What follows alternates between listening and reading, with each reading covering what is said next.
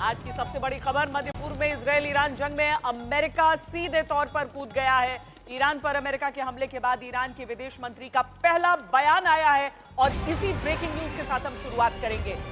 Abbas Araghchi ने America को पलटवार की चेतावनी दे दी है। जी, उन्होंने कहा है कि संयुक्त राष्ट्र चार्टर और उसकी आत्मरक्षा संबंधित धाराओं के अनुसार ईरान अपनी संप्रभुता और हितों और नागरिकों की सुरक्षा के लिए सभी विकल्पों को सुरक्षित रखता है।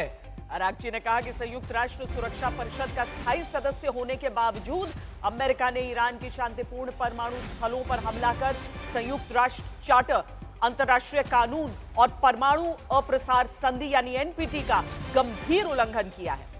उन्होंने कहा है कि संयुक्त राष्ट्र के प्रत्येक सदस्य देश को इस गैर कानूनी और आपराधिक रवैये पर चिंतित होना चाहिए। उन्होंने यह भी कहा है कि आज सुबह की घटनाएं निंदनीय है और इनके लंबे समय तक परिणाम जो है वो दुनिया को प्रभावित करेंगे।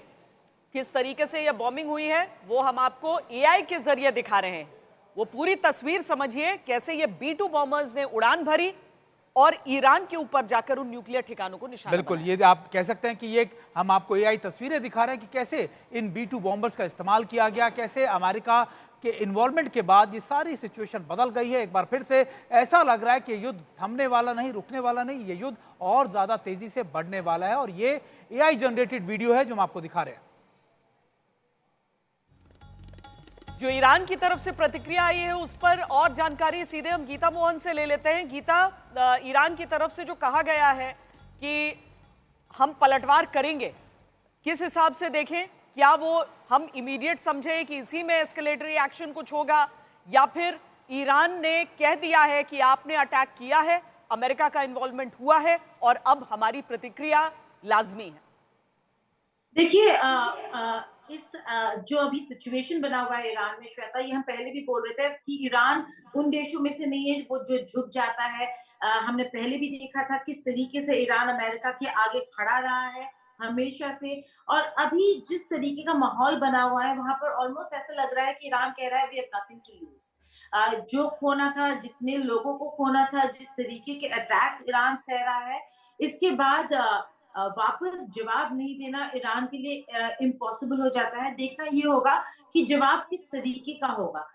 क्या एक फॉर्मल कन्वेंशनल वॉरफेयर के तहत जवाब दिया जाएगा या प्रॉक्सी वॉरफेयर यूज करेंगे और अपने प्रॉक्सीज हिजबुल्लाह, हमास और बाकी जो छोटे छोटे ग्रुप्स हैं अलग अलग देशों में, उनका इस्तेमाल किया जाएगा। और स्ट्रेट ऑफ हॉर्मुज, जिसके बारे में हम पहले भी बात कर रहे थे श्वेता, उसको किस तरीके से इस्तेमाल करने वाला है? क्या ईरान स्ट्रेट ऑफ हॉर्मुज बंद कर देगा? हूतीस को किस तरीके से इस्तेमाल करेगा?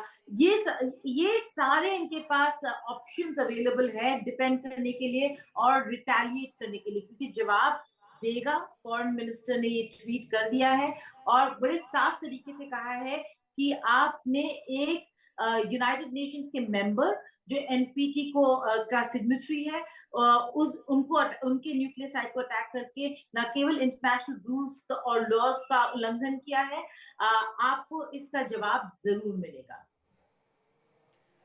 तो इस समय हमारे साथ स्टूडियो में लगातार जुड़े हुए हैं ग्रुप कैप्टन डीके पांडे, साथ में हमारे साथ रुबिंदर सचदेव जुड़ चुके हैं। उनसे हम अमेरिका का रुख भी जानेंगे क्योंकि director India affairs USI impact के हैं और साथ में जनरल सिवाच भी हमारे साथ जुड़ रहे हैं।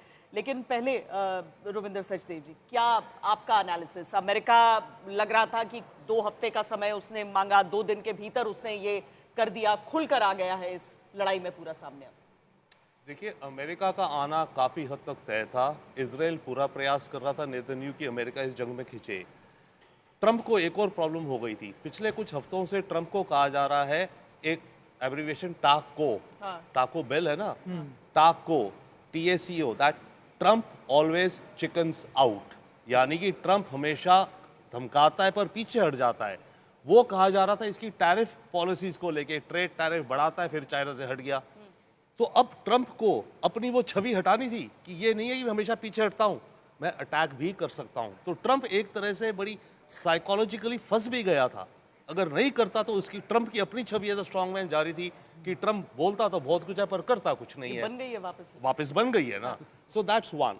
पर अब जो चैलेंज है, जैसे आप कह रहे हैं, हम सब सोच रहे हैं कि रिएक्शन क्या होगा, बहुत कुछ हो सकते हैं, बट मुझे जो दिखता है, अगर ईरान करता है जो भी करेगा, अमेरिकन बेसिस जो कि अरब कंट्रीज में हैं उन पे अटैक करे। देखिए हॉर्मुज में करेगा, तेल ऊपर नीचे होगा, ठीक है, बट अगर अरब कंट्रीज में जो अमेरिकन बेसिस है उन पे अटैक करेगा, क्योंकि अमेरिका ने करा है, तो उन देश के अंदर भी तो खलबली फैलेगी। जैसे सऊदी में अगर इसने बेस को अटैक किया तो अब क्राउन प्रिंस बोलेगा मेरे देश में क्या हो रहा है, कहीं आग यहाँ ना फैले, तो वो ट्रंप पे प्रेशर डालेंगे कि आप जंग रोको।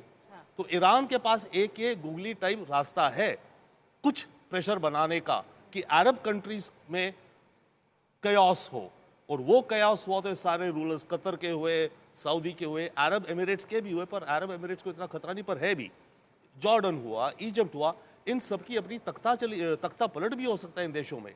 तो इसलिए ये देश कोशिश कर सकते हैं, और इनकी कुछ चलती है ट्रंप के साथ, यस डेफिनेटली, जैसे क्राउन प्रिंस की भी, यूएई के क्राउन प्रिंस प्रेसिडेंट की भी, कतर के एमिर की भी, तो वो एक एलिमेंट बन सकता है। तो जो होगा शायद वो हो, बट टोटली वेरिएबल है, पर लंबा चलेगा। चलिए, ट्रंप ने क्या कहा था वो सुन लेते हैं जल्दी से। Iran, the bully of the Middle East, must now make peace. If they do not, future attacks will be far greater and a lot easier. For 40 years, Iran has been saying death to America, death to Israel. They have been killing our people, blowing off their arms, blowing off their legs with roadside bombs. We lost over 1,000 people, and hundreds of thousands throughout the Middle East and around the world have died as a direct result of their hate. In particular, so many were killed by their general, Qasem Soleimani. I decided a long time ago that I would not let this happen. It will not continue. I want to thank and congratulate Prime Minister Bibi Netanyahu. We worked as a team like perhaps no team has ever worked before. Group captain Pandey, खासतौर पे जब हम बात करते हैं ऐसी परिस्थिति की जहां अमेरिका लगातार ये कह रहा है कि उसने ऑपरेशन कर दिया, और हमने बुलेटिन की शुरुआत की थी खासतौर पे ईरान के विदेश मंत्री के बयान से, ईरान की तरफ से तो ये स्पष्ट हो गया है कि वो अटैक करेगा ही करेगा, वो रिटेलिएट करेगा ही करेगा। ऐसे में क्या अमेरिका भी अब लंबी वॉर करने के लिए तैयार है, जब हम अमेरिका की परिस्थितियां देखते हैं खासतौर पे इंटरनल पॉलिटिक्स को लेकर? देखिए, एक बहुत ही महत्वपूर्ण तथ्य है कि अमेरिका और इजराइल तो लड़ रही, शुरू से ही लड़ रहे हैं। तो ये कहना कि क्या और लंबा लड़ेगा, वो निश्चित रूप से एक्टिव रूप में जिस प्रकार से अभी आया है क्षेत्र अखाड़े में, वैसा रहेगा, इसका संभावना मुझे थोड़ा कम लगती है।